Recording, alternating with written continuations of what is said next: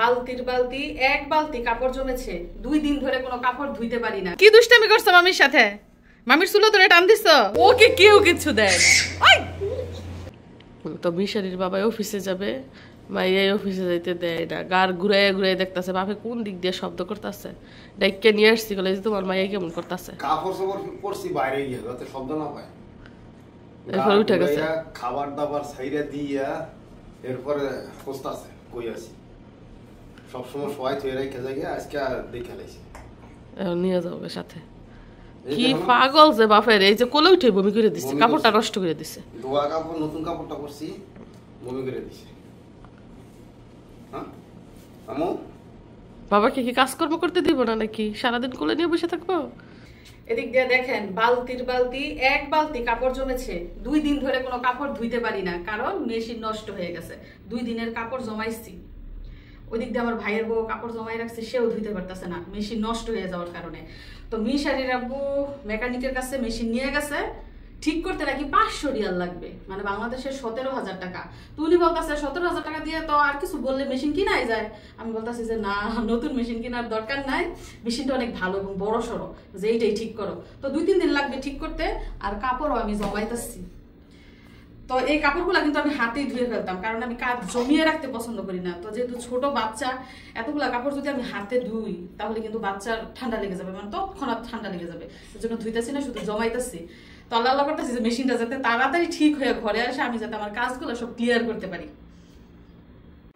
এদিক দিয়ে দেখা যাইতেছে মিশারির আব্বু অফিস থেকে ফিরেছে, আবার চুপি চুপি জানি কি দেখতেছে।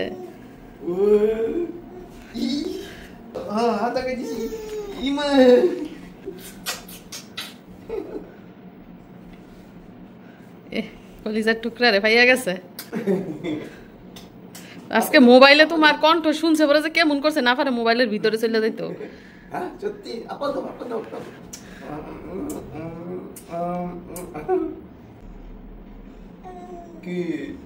কি আবার দেখে গো বাবা, মেয়ের মোহাব্বত কে দেখে আবার? এগুলা কেউ দেখেন না কিন্তু আপনারা।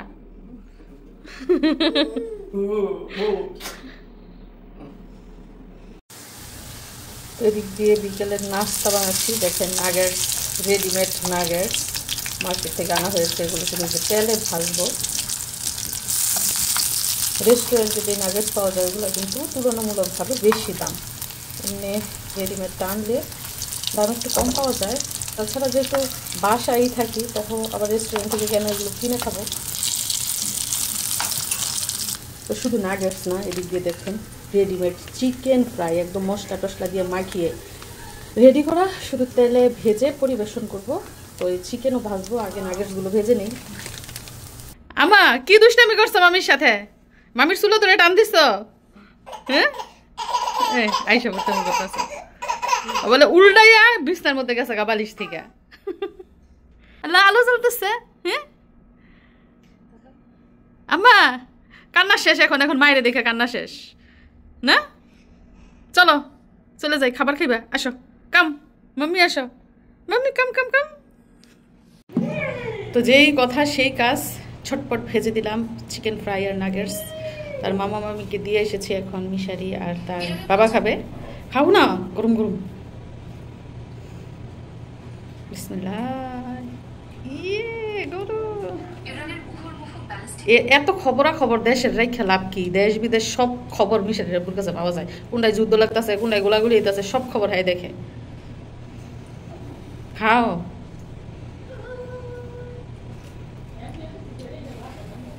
কিনা নাগেটস বেশি মজা নাকি আমার হাতের নাগেটস মজা? এটাও তো কিনাও, এটাকে আমি বানাইছি নি, শুধু বাঁচছি। আমার বাবাই সবসময় বলবো যে মায়ের হাতের রান্না বেস্ট নাকি বাবা? মাশাআল্লাহ। এদিক দিয়ে আমাদের জজম কিন্তু একটা জাদু শিখা গেছে ওর মামার কাছ থেকে। কি জাদু? আম্মা একটু কাশি দাও তো, একটু কাশি দাও।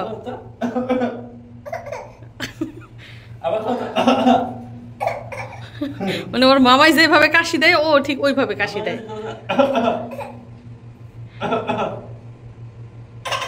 এই ঝগড়া করে কার সাথে? ওকে কেউ কিছু দেয় না। ঝগড়া জোরে করো, চুল ধরে টাইনে ছিঁড়ে ফেলো, ভাইয়ার চুল ধরে টেনে ছিঁড়ে ফেলো তুমি। গো হাত কি মুট করছে দেখছো নি?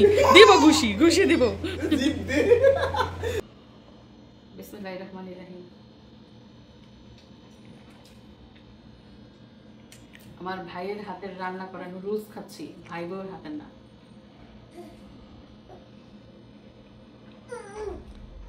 অনেক মজা হয়েছে।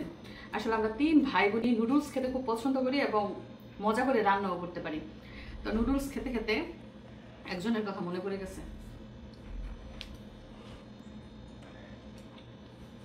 আমার ছোট ননদ, সে যখন হোস্টেলে থেকে লেখাপড়া করতো তার বিয়ের আগে, এখন তো সে তার হাজবেন্ডের সাথে সাউথ কোরিয়া থাকে, তো যখন হোস্টেলে থেকে সে পড়াশোনা করতো তখন আমার শাশুড়িকে ফোন দিয়ে বলতো যে ভাবিকে বইলো আমার জন্য শুটকির ভুনা রান্না করে দিতে, সিমের নিরামিষ তরকারি রান্না করে দিতে, তারপর চালতার আচার বানাই দিতে। মানে আমার হাতের রান্না করা এই খাবারগুলো তার খুবই পছন্দ।